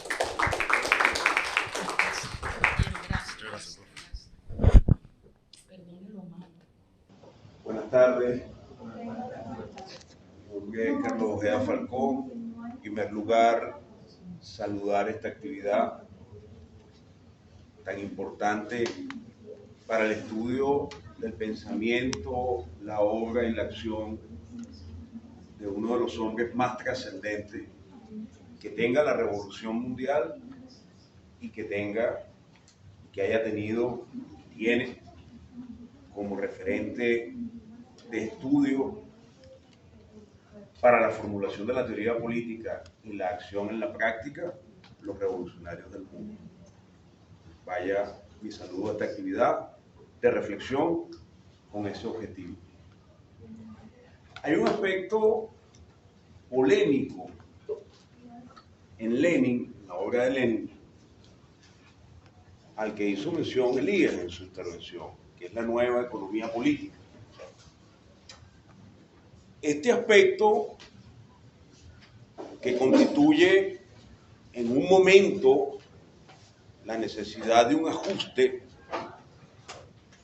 en un momento muy complicado, como acá se ha dicho, un momento en el que la dirección política del partido bolchevique está aprendiendo a gobernar, un momento en el que ese vasto país, el más grande del planeta, está siendo invadido por 14 potencias extranjeras, un momento en el que hay que darle ejecución al programa revolucionario que llevó a los bolcheviques al poder, pero que bueno, frente a esa situación es necesario producir y es necesario crear condiciones materiales para satisfacer las necesidades inmediatas de ese pueblo, porque para eso se gobierna para satisfacer necesidades y llevar a cabo un proyecto de transformación, y en lo fundamental de transformación social, que se basa y tiene que tener, para que sea científico, tiene que tener fundamento en la transformación de la base económica. Entonces, este elemento de la nueva economía política, que es ese ajuste, es utilizado por los teóricos, por los economistas liberales, para justificar en su narrativa, bueno, virajes en la política económica que favorecen a la burguesía o favorecen a determinados sectores económicos. Bueno, que Lenin también lo hizo. Lenin llevó a cabo la nueva economía política. Entonces eso lo pone a uno a estudiar, ¿verdad? Lenin hizo esto. Y nosotros hemos revisado las actas del 10º y el 11º Congreso del partido, que es donde está este problema. Y nosotros lo que encontramos en ese ajuste es una caracterización que hace Lenin a partir, o que tiene centralidad en la lucha de clase. Si usted sustrae la categoría de la lucha de clase de ese ajuste, usted entonces, obviamente, el ajuste queda como si Lenin arrió bandera para favorecer a sectores contrarios a lo que eran los objetivos de la revolución que se había propuesto. ¿Y qué es lo que está en el centro del ajuste? La alianza obrero-campesina. Es la alianza de esas dos clases sociales fundamentales en esa sociedad. Dice, si no incorporamos al campesinado como sujeto social activo para la producción y para la revolución, bueno, comenzamos a correr un riesgo, no vamos a poder darle continuidad al avance. Eso es lo que nosotros identificamos cuando hacemos una lectura de la NEP, pero incorporando el elemento de la lucha de clases, que por supuesto nos lleva al problema de la construcción de las alianzas para un momento determinado de la lucha política. Porque eso es Lenin, correlación de fuerza, construcción de alianza y acción revolucionaria práctica, fundamental. Entonces yo quería un comentario de los foristas en función de este aspecto. ¿Qué visión tienen ustedes de este aspecto? Porque lo que nosotros encontramos cuando revisamos y poder entonces elaborar argumentos frente a los economistas liberales que toman a Lenin como referente con este sentido, con esta dirección, es que sustraen a la lucha de clases de esta formulación y por supuesto les queda como anillo al dedo para justificar cualquier tipo de transformación y cambio o de viraje en la política económica. Gracias. Muchas gracias, Carlos. Recuerdo que cuando se disolvió el campo socialista, ¿no? Hubo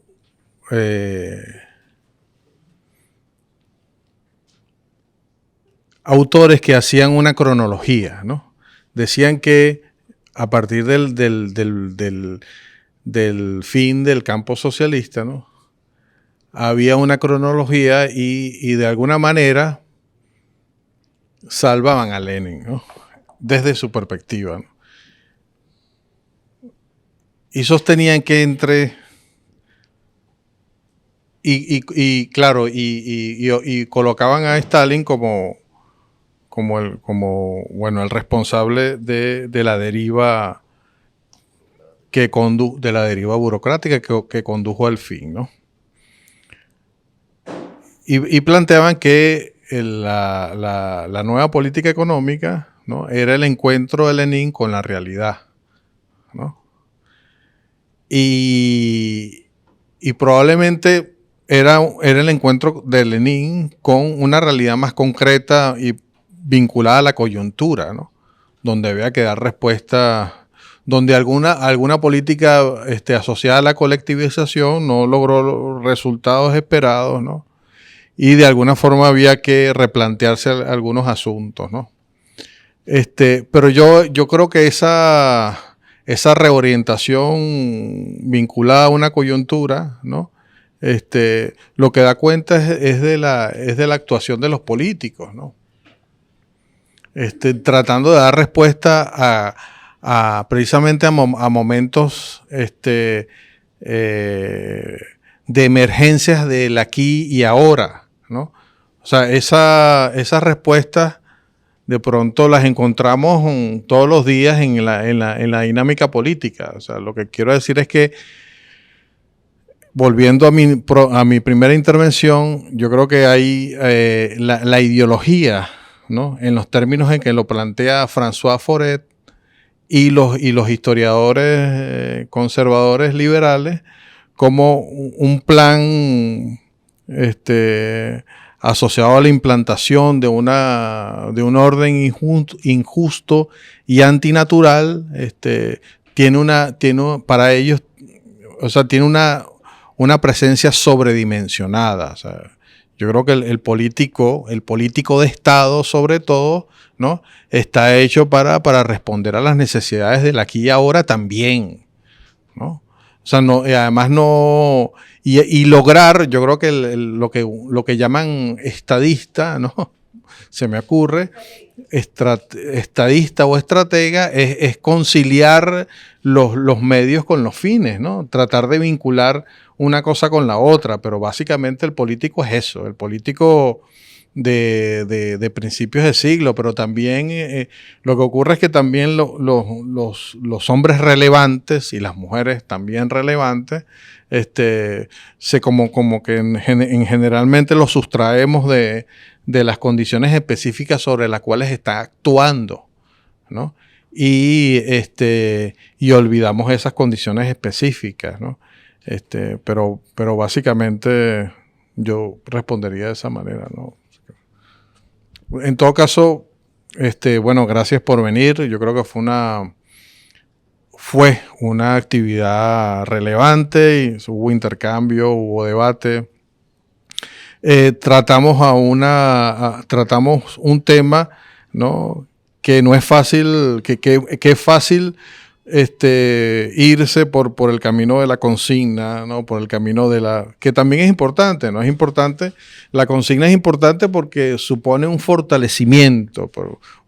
El colectivo también necesita saber que está acompañado de otros, ¿no? Y necesita fortalecimientos internos del colectivo. Para eso sirven las consignas, ¿no? Pero también la parte reflexiva es importante. Entonces, bueno, hicimos la tarea, ¿no?